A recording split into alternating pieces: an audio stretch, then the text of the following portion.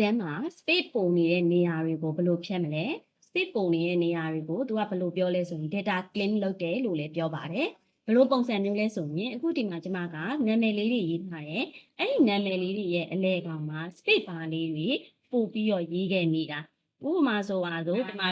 ဥပမာဒီမှာက AYEA လို့ရေးရမှာကို AYEA ကို space ချပြီးဒီလိုမျိုးရေးခဲ့နေတာအဲ့လိုရေးလိုက်တဲ့အခါမှာစရင်တွင်းသွားတဲ့အခါမှာလည်းဒီတိုင်းကြီးပဲဖြစ်နေတာ A1 ကြီးရေးထားတဲ့ပုံစံကဒီလို space ပိုနေတဲ့အရာတွေကိုကျမတို့ကဘယ်လိုမျိုးဖြတ်လို့ရလဲ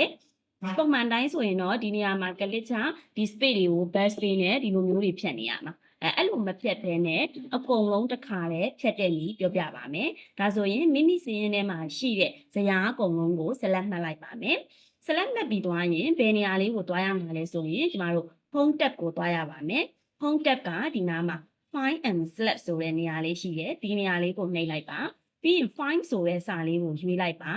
find and replace ဒီမှာ find ညာဘက်မှာ replace ရှိတယ် replace ဆိုတဲ့နေရာလေးကိုနှိပ်ပါ find web ဆိုတဲ့နေရာမှာ space bar ကိုတစ်ချက်နှိပ်လိုက်ပါ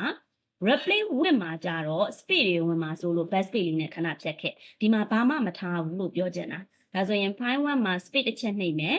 replace with မှာဘာမှမရေးဘူးမရေးဘဲနဲ့ replace find all ကိုအရင်နှိပ်လိုက်နော်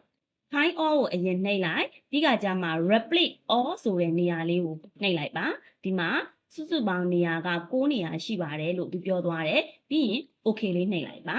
ဒါဆိုရင်ကြည့်လိုက်ပါကျမတို့ရဲ့ဒီစရင်စရာလေးတွေကိုကြည့်လိုက်စရင်စရာတွေထဲမှာ space bar နဲ့ပတ်သက်တာလေးတွေမရှိတော့ဘူးအကုန်လုံးပြတ်သွားတယ်ဒါကကျမ select မှတ်ခဲ့ပြီလို့နော်ဒါဆိုရင်ဒီ A1A လေးကို select မှတ်လိုက်မယ် find and select ကိုသွားမယ် find ကိုနှိပ်မယ်ရှာရမှာဒီ space ချတဲ့နေရာလေးဆိုတော့ space တစ်ချက်နှိပ်လိုက်မယ်ပြီးရင် find all နဲ့ရှာရမယ်ပြီးရင် replace ဆိုတဲ့နေရာမှာဘာမှမရေးဘူးဒီနေရာမှာမရေးခဲ့နဲ့ပြီးရင် replace all ဆိုတဲ့နေရာလေးကိုတစ်ချက်နှိပ်လိုက်ပြီးရင် okay လေးနှိပ်လိုက်ပါဟုတ်ပြီဒါဆိုရင်ကြည့်လိုက်ပါဒီမှာသူ့ဘာသာသူပြတ်သွားပါတယ်ဒါဆိုရင်ကျမတို့ကအခုလိုမျိုးနာမည်တွေ data သွင်းခဲ့စဉ်တော့က space တွေအများကြီးရေးခဲ့မိရဆိုရင်ဘယ်လိုမျိုးတစ်ခါတည်းအစားထိုးလို့ရမလဲဘယ်လိုမျိုး data clean လုပ်လို့ရမလဲဆိုတဲ့အရာကိုရှင်းပြပေးတာဖြစ်ပါတယ်